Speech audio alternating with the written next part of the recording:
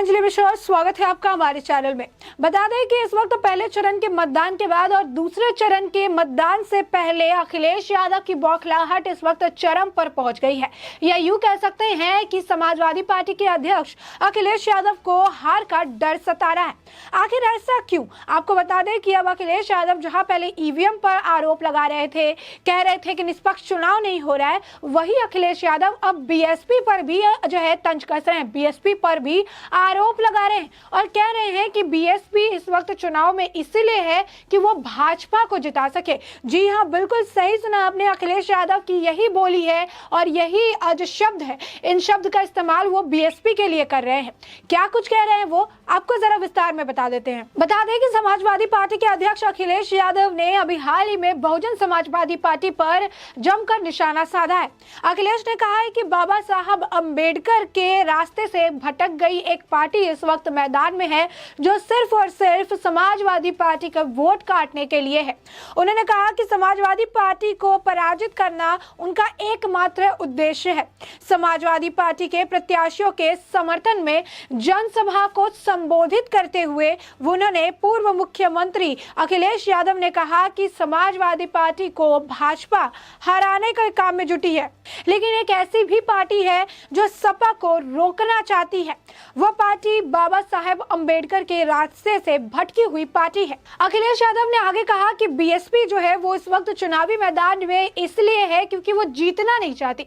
वो चुनावी मैदान में इसलिए है ताकि बीजेपी सत्ता में बनी रहे। संविधान को बचाने के लिए समाजवादी पार्टी और अम्बेडकर वादियों को साथ मिलकर उत्तर प्रदेश में बदलाव लाना होगा, क्योंकि यह चुनाव नौजवानों का भविष्य तय करेगी, ऐसा कहना अखिलेश यादव का है। अखिलेश यादव ने कहीं ना कहीं इनडायरेक्टली बीएसपी को उनका समर्थन करने के लिए कहा है। बता दें कि जितनी बार अखिलेश यादव ने जितने ज्यादा समर्थन मांगे हैं, उतनी बार उतने ही कम वोट उन्हें आए हैं और एक बार फिर से यहाँ पर उन्हें बीएसपी का भी समर्थन चाहिए ताकि अखिलेश यादव उत्तर प्रदेश में सत्तारूढ़ पार्टी भाजपा को हराने में सफल हो सके। उन्होंने ये भी कहा कि बहुजन समाज पार्टी के कई सारे जो नेता है, कई सारे जो लोग हैं, वो समाजवादी पार्टी में शामिल हो चुके हैं।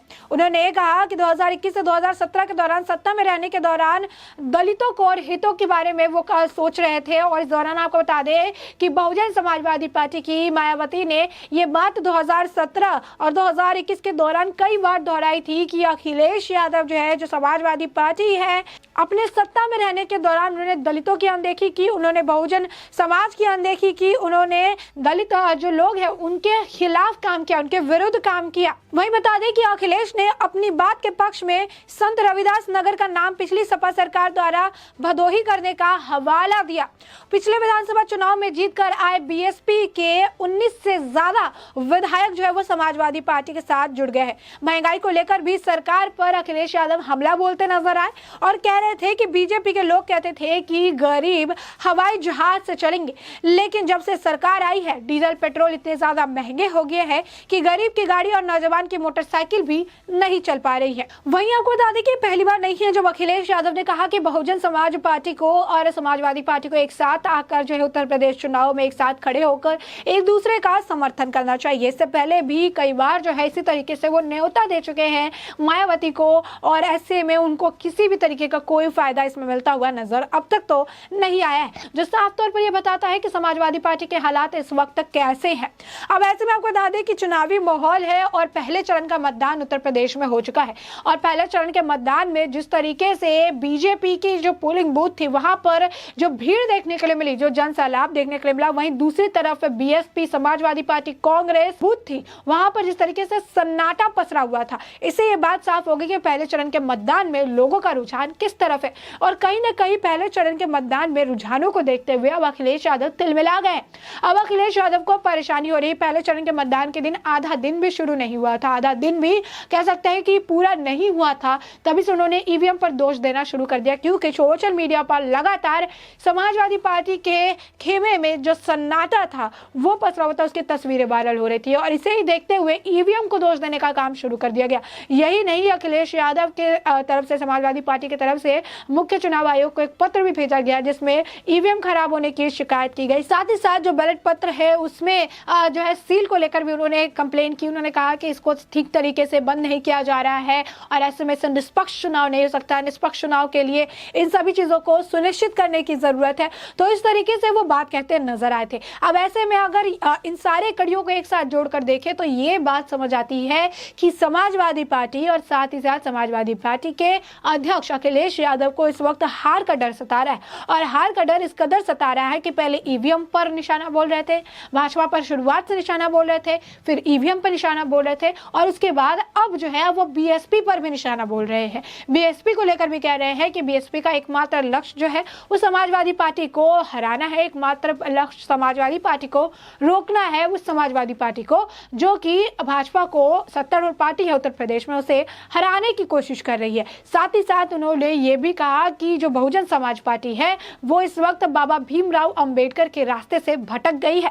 इन्होंने कई बार इस कह सकते हैं सेंटेंस का इस्तेमाल किया है जिसमें वो कहते नजर आए कि बहुजन समाज पार्टी अपने लक्ष्य से भटक चुकी है। बहुजन समाज पार्टी जो है वो इस वक्त बाबा भीमराव अंबेडकर के रास्ते से भटकी हुई पार्टी है। साथ ही साथ उन्होंने इनडायरेक्टली न्योता भी दिया और कहा कि उत्तर प्रदेश के इस चुनाव में बीएसपी को समाजवादी पार्टी का साथ देना चाहिए, इसलिए कि उनको लगता है कि अगर बीएसपी और समाजवादी पार्टी एक साथ आती है तो इससे संविधान को बचाया जा सकता है।